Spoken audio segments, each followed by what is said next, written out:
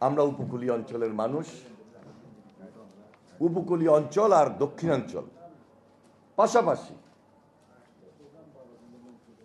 আজকে খাল খনন কর্মসূচিটা আমরা হাতে নিয়েছি।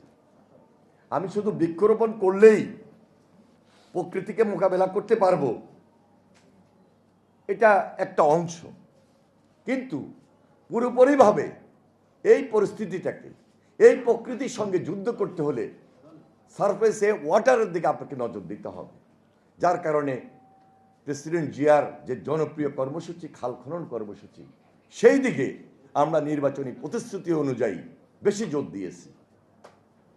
আপনি যখন এই খাল খনন কর্মসূচিটাকে বিপ্লব আকারে নিয়ে যাবেন, আন্দোলনের পর্যায়ে নিয়ে যাবেন, সেখানে খালে পানি থাকবে,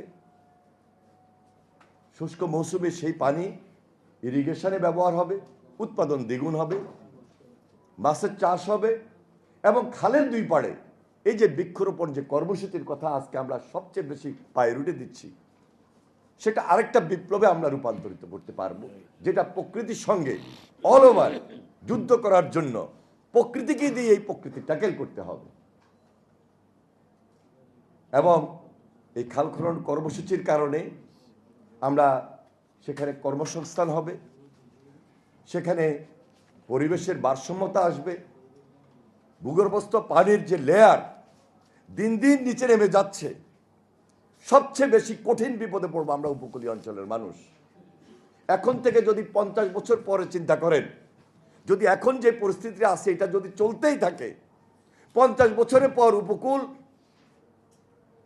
উপকূলের যে স্থল সাইড সেটা পানির নিচে চলে যাবে, বিশেষজ্ঞদের কথা।